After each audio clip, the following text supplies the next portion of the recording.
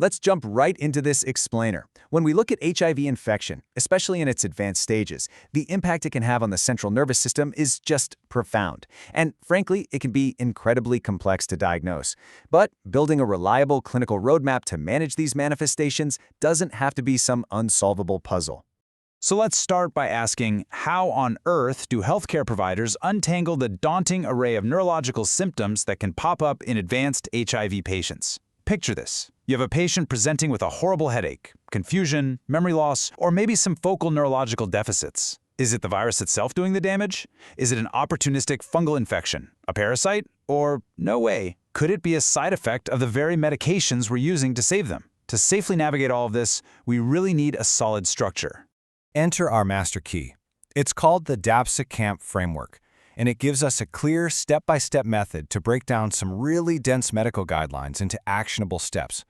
We're talking definition, etiology, pathophysiology, symptoms, investigations, complications, and management. By hitting every single one of those letters, we ensure that absolutely no diagnostic stone is left unturned. Think of it as your ultimate mental checklist for every single neurological presentation in an HIV-positive patient.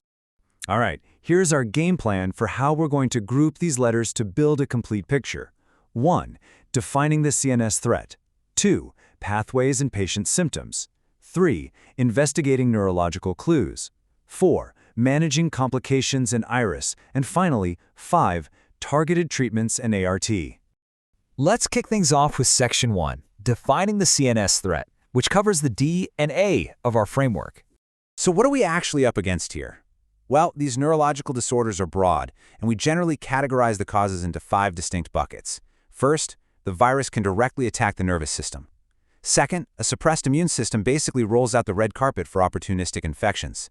Third, we see CNS malignancies, like primary CNS lymphoma.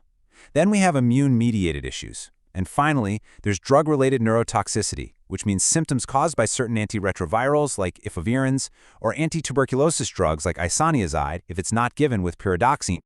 Now, it is absolutely crucial to contrast the slow, insidious, direct effects of the HIV virus itself against the aggressive, opportunistic pathogens that strike when a patient's immunity plummets. Direct HIV conditions, like HIV-Associated Neurocognitive Disorder, or HAND, HIV dementia, and vascular myelopathy. These are fundamentally different beasts compared to opportunistic invaders like cryptococcal meningitis or cerebral toxoplasmosis. The direct viral effects are often chronic and degenerative, but the opportunistic infections, those usually present as acute or subacute medical emergencies. Okay, moving right along to Section 2, Pathways and Patient Symptoms. Let's look at the P and S. Let's zoom in for a second and look at the microscopic cascade. HIV actually enters the central nervous system pretty early after the initial systemic infection. It literally hitches a ride inside infected monocytes that sneak right across the blood-brain barrier. Once inside, this triggers microglial activation and just a massive release of inflammatory cytokines. But what's really fascinating here is the neuronal injury. This toxicity is driven by the direct neurotoxic effect of the HIV's very own GP120 envelope glycoprotein. And the end result of all this microscopic warfare? Systemic, profound cognitive impairment. Now this is huge. Your patient's CD4 count is essentially your crystal ball. Specific opportunistic invaders predictably strike at very distinct, dangerous thresholds. Once a patient's CD4 drops below 100 cells per cubic millimeter, the risk for cryptococcal meningitis skyrockets. And interestingly, that frequently presents with a headache and raised intracranial pressure, but often without your classic neck stiffness. That same sub-100 threshold applies to cerebral toxoplasmosis, which is actually the most common cause of focal brain lesions in advanced HIV.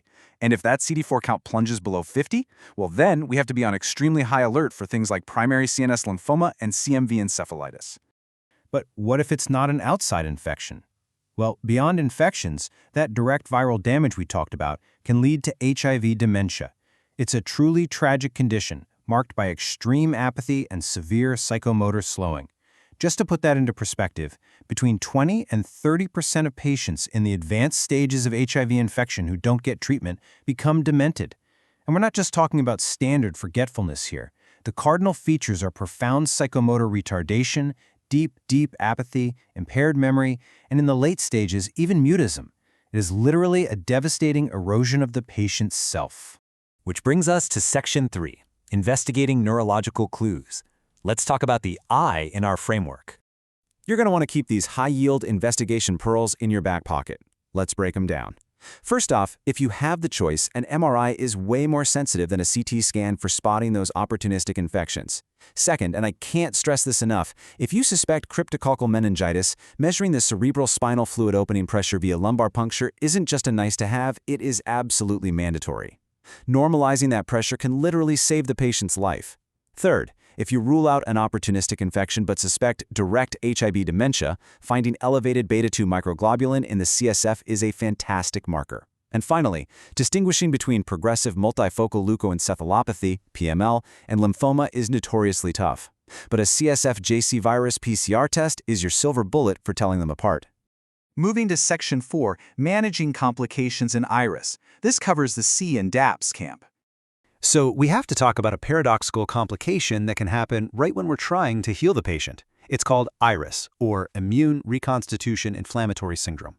IRIS happens when a rapidly recovering immune system violently attacks residual antigens, causing massive, sometimes deadly inflammation in the brain. Imagine a patient who has just been started on antiretroviral therapy.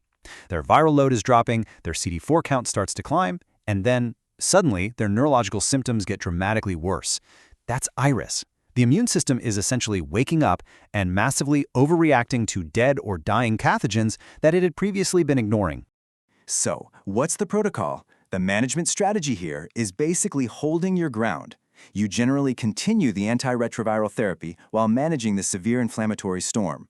Early recognition is absolutely everything. It feels counterintuitive, I know, but unless the situation is truly life-threatening, you do not stop the HIV medication.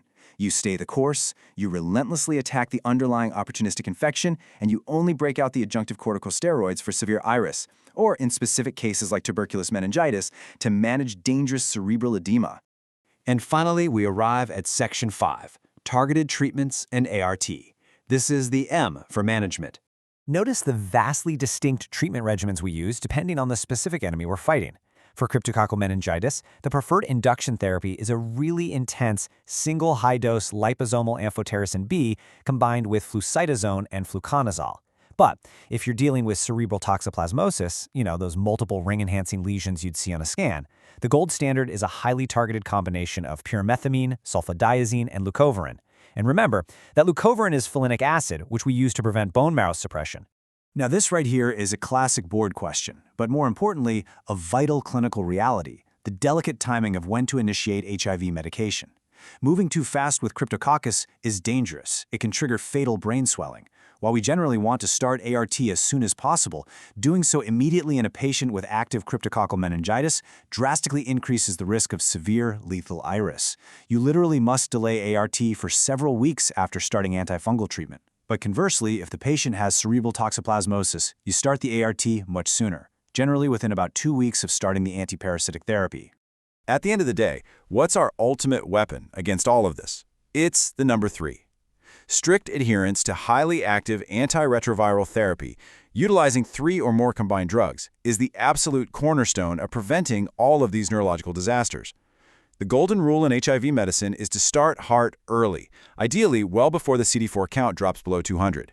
Using 3 or more drugs minimizes viral replication and prevents cross-resistance. In fact, contemporary research actually shows that immediate antiretroviral therapy effectively reduces the viral reservoir in the brain. And remarkably, rates of neurocognitive impairment actually improve with early ART. But, we really must ground all this dense pharmacology in human empathy. We have to remember that our goal isn't just pure survival, it's about preserving the patient's mind and their dignity. Treating the central nervous system manifestations of HIV is incredibly taxing for a patient. Dealing with the psychological fallout, the heavy side effects of these medications, and just the harsh reality of the disease requires a true biopsychosocial approach. As this quote perfectly summarizes, extending a biological heartbeat absolutely must go hand in hand with fighting for the patient's quality of life. So as you walk away and review the DAPS-CAMP framework, I want to leave you with this. If immediate early therapy is our best weapon, how can we better deploy these tools to close the global gap between diagnosis and treatment and prevent these CNS manifestations before they ever even begin? We have the framework. We understand the microscopic pathways, the opportunistic invaders, the precise timing of the drugs, and the harsh reality of complications like IRS. The medical science is largely in our hands right now. Our ultimate goal shouldn't just be to manage these severe manifestations, but to create clinical environments where early diagnosis and immediate HAART render diseases like cryptococcal meningitis and HIV dementia a thing of the past. Think about that as you take these clinical pearls forward.